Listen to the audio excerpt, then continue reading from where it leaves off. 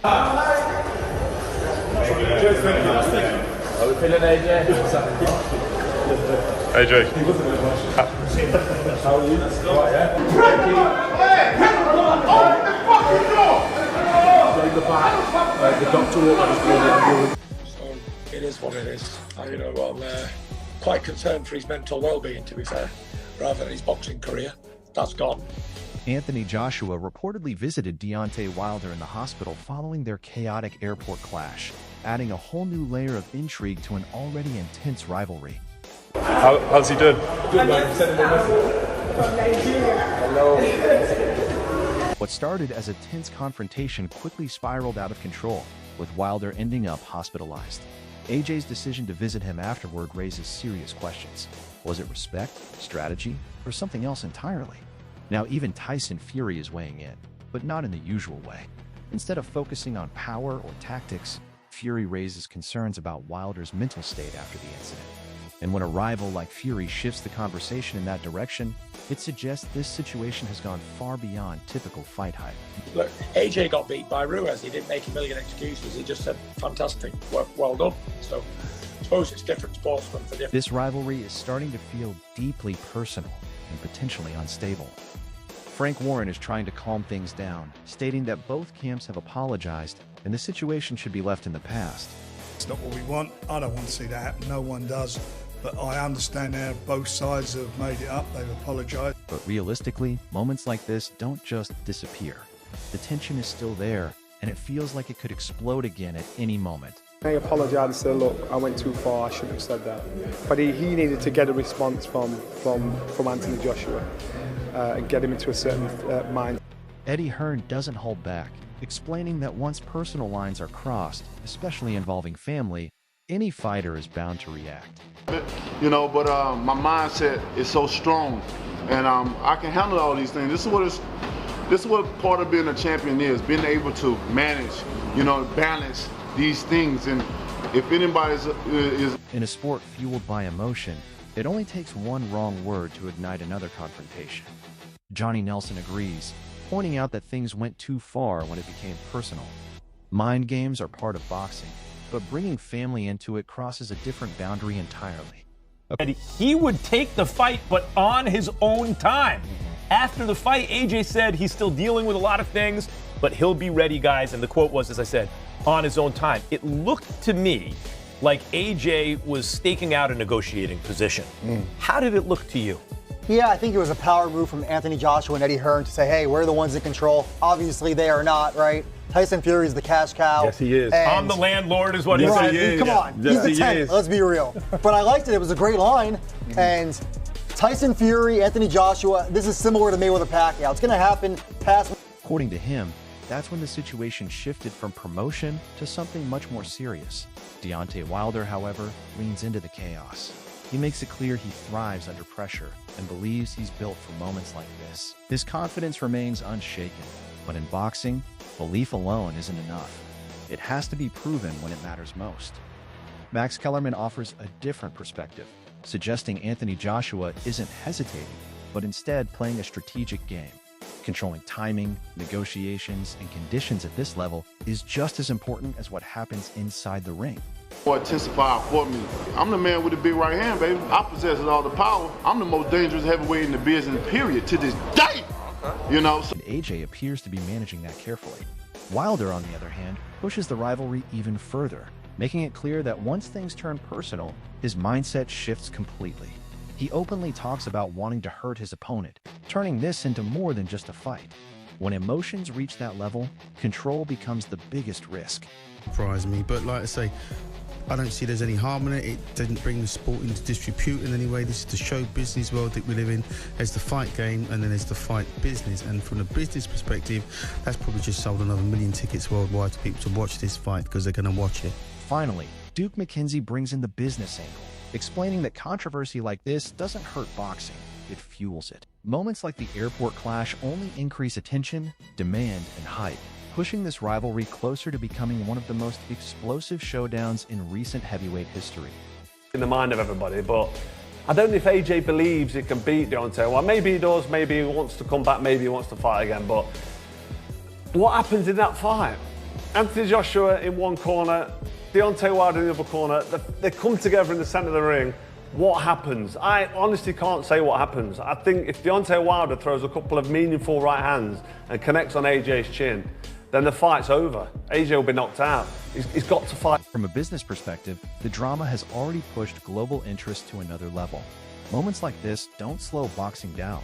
They fuel it behind the scenes and make the eventual fight even bigger. You know, Deontay Wilder knows how to sell a fight, and he's already called out Joshua. That's a big fight. I mean, like I said, I'd love to see him walk away from the sport. Wilder, I'd like to see him say, you know what, I've had enough, but he's already got his eyes on the next one, potentially a fight with Joshua. It's not a good fight to take. It's not a good fight to take. You know, Joshua's a big, meaty guy. Joshua's right hand's like probably the hardest. He's probably the hardest punching heavyweight right now. For me, personally, I think he. Anthony Joshua delivers a strong message, making it clear he's completely locked in. After everything that's happened with Deontay Wilder, especially the airport tension, AJ admits he's going into this with a fight mentality, not just sport. He respects Wilder's danger, but believes that pressure will bring out the best version of himself. I don't think you think that, right? Wilder's snapper's gone. Wilder's TNT has gone. Wilder's that punch is gone. He couldn't even let it go. He's just gone. So I don't believe that. I think Carl might be setting the cat amongst the pigeons by Adam. Carl Froke offers a blunt take, pointing out a moment where Joshua appeared slightly hesitant when Wilder pushed for the fight. According to him, AJ didn't fully lean into the moment, which raises questions about confidence at the highest level. In big fights, even small signs matter. And Frock believes that hesitation is now being amplified after recent events. Eddie, Deontay's words then, is it on? Can you make it? He said, let's do it. I mean, AJ just sort of stared him ice cold, but he'd fight him, no problem. Do you see enough from him tonight that, maybe not the old version? I thought he looked better. Listen, Chisora's not easy.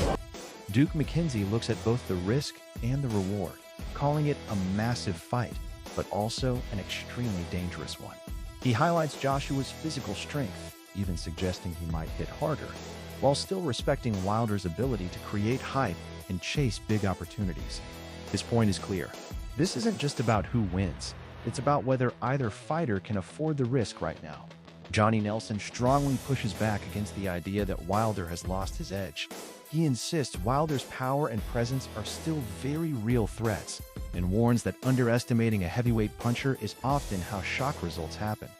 In his view, writing Wilder off could be a serious mistake. I do not see a Wilder knocking out Joshua. I just don't see it at this point. I don't see him. His jab is not good enough.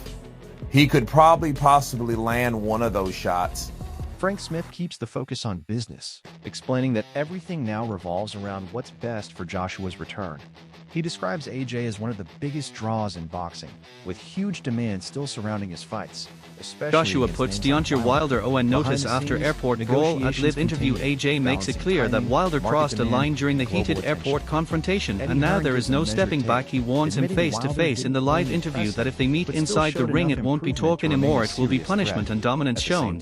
In a tense live response, brushing off Anthony Joshua's warning and turning up the heat even further. Wilder claims AJ is the one avoiding the fight, insisting that all the confidence from Joshua is just talk when it comes to actually getting in the ring. His tone is sharp and direct, almost mocking the situation, as he doubles down on the idea that Joshua is hesitant to face him, firmly, making it clear that the Wilder fight is not about ego or one man ruling the division. He points out that both fighters are in a rare position with no mandatory pressures, making the matchup realistic and easy to negotiate. Fans over there deserve to fight there, so stay your ass over there. Now you in my country. You was a big fish in a small pond. AJ shows full willingness to step in, but also puts responsibility on Wilder to stop talking and start making the fight happen. The message is direct, controlled, and businesslike for Deontay Wilder's willingness to take on dangerous fights and elite opposition. It's about finally He praises getting Wilder answers for in the stepping only up place repeatedly that against top names and Tactically, proving his the power approach at the is highest straightforward level. but dangerous. At the Build same time, momentum to the Fury body. questions Great Anthony rhythm. Joshua's resume Then on come the world upstairs with heavy stage, shots. implying Something AJ that has still worked has something to effectively prove in past. comparison. It's a calculated His style. Punched him, or do you say olive juice or elephant Yeah, I shoe? did tell him I love him. I mean, I said I'm gonna whoop your You said, bitch. I love you, and then you threw that right hand. Most definitely, because I truly do. When I say things to people, I truly mean it. And I think this just brought us even closer. Tone is direct, competitive, and adds more heat to the heavyweight Counterpunch debate. boxing pushes Eddie Hearn back confirms hard that against the contracts idea are that in Deontay motion and Wilder discussions can are still progressing rely for on a Anthony knockout Joshua's to win this return. fight. Their He argument stresses focuses AJ on is being technical properly limitations, prepared after especially recent Wilder's setbacks jab, and is fully suggesting focused it's on not coming sharp back at or top level. consistent enough to properly set Hearn up his also right makes it hand. clear Joshua is It's a open to bold claim facing in a both rivalry Deontay built on Wilder and power Tyson and Fury, fear. even But back-to-back, even they admit showing when serious intent for if major Wilder fights. lands clean, Deontay Wilder anything can speaks still with happen. raw aggression, That making the danger rivalry never personal fully and emotional. disappears. Pain Game He highlights reflects the on past frustration from tensions and fans claims who've they've waited only years for increased his fight. desire to They hurt point his out that while opponent. both fighters may not Wilder's be in their tone is absolute intense and prime threatening, anymore, suggesting that when he actually steps adds into the more ring, intrigue. it won't just No be one about truly winning knows but what about version causing of serious either man damage to will show Anthony up. Joshua. Which is, outrageous. So we'll let the lawyers deal with it. What do you make of that? Why do you think he wouldn't? Especially after the physical and mental battles they both faced. The recent chaos only adds to that unpredictability. Deontay Wilder, however, remains fully confident. He reinforces his mindset that he's ready for anyone in the division, including Joshua. He treats the confrontation as more than just words, as a direct challenge that's already been accepted. His clean up the division mentality shows he's not just chasing one fight, but aiming to dominate everyone in his path. Despite criticism, that belief keeps his aura dangerous. At this stage, the situation between Anthony Joshua and Deontay Wilder has gone far beyond promotion.